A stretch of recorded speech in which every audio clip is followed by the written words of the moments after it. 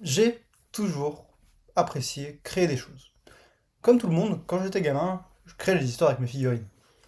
J'ai aussi eu des idées pour faire une trilogie de romans fantasy, que j'ai jamais faite. Bref, j'ai toujours aimé créer des choses. Mais comme tout le monde, il y a une période où ça a beaucoup descendu, cette envie de créer des choses, c'était le collège, et notamment la période de l'art plastique. L'art plastique, c'était catastrophique. Je comprends même pas d'ailleurs pourquoi je continue à créer des choses, hein, après tout ça, c'est étonnant. Mais du coup, il y a un truc que j'ai jamais vraiment fait, et qu'on va faire un petit peu aujourd'hui. Bienvenue dans l'atelier peinture de Jean-Jean Jolin.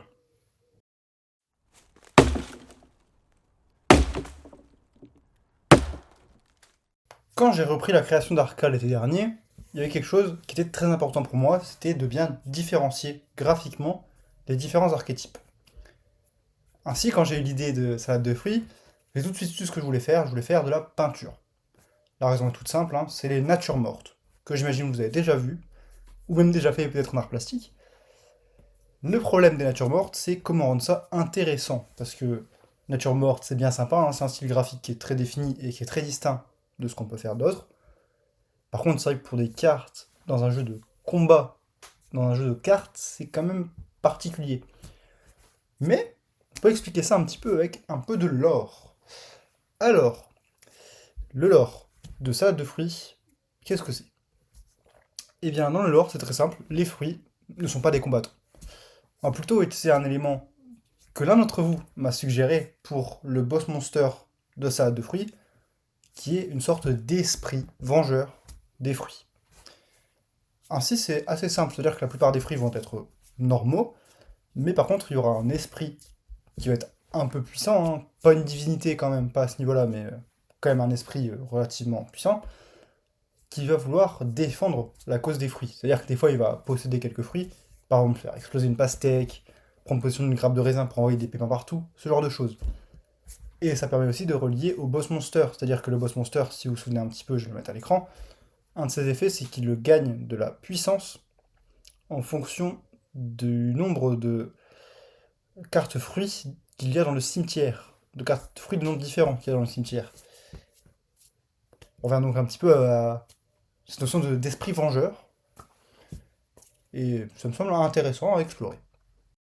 Bien, maintenant que je vous ai expliqué pourquoi j'avais choisi la peinture, je vous propose de vous présenter étape par étape mon processus pour faire une illustration pour salade de fruits.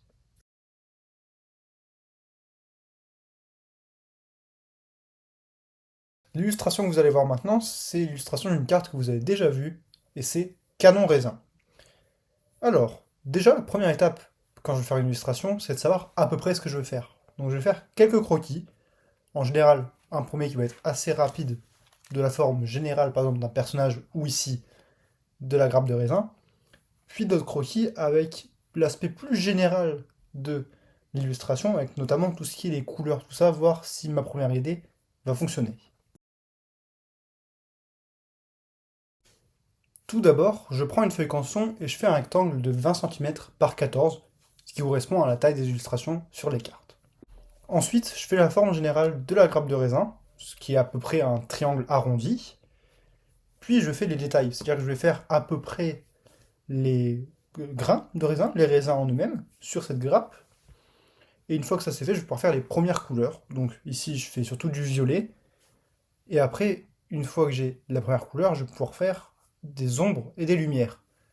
Ça va pas être très détaillé parce que je suis un gros débutant, mais je veux faire quand même quelque chose d'à peu près propre. Une fois que ça c'est fait, bah, je peux faire le reste des couleurs de la grappe de raisin, donc le bois et la petite feuille, et je fais le contouring de toute la grappe de raisin avec un feutre. Une fois que c'est fait, il faut que je fasse le décor, parce que là pour l'instant c'est juste une grappe de raisin sur un fond blanc. Donc même chose qu'avant, hein, je fais la forme générale du décor au crayon, je fais les premières couleurs, je fais l'ombrage, puis je fais le contour au feutre, et ça donne un résultat qui ressemble à peu près à ça.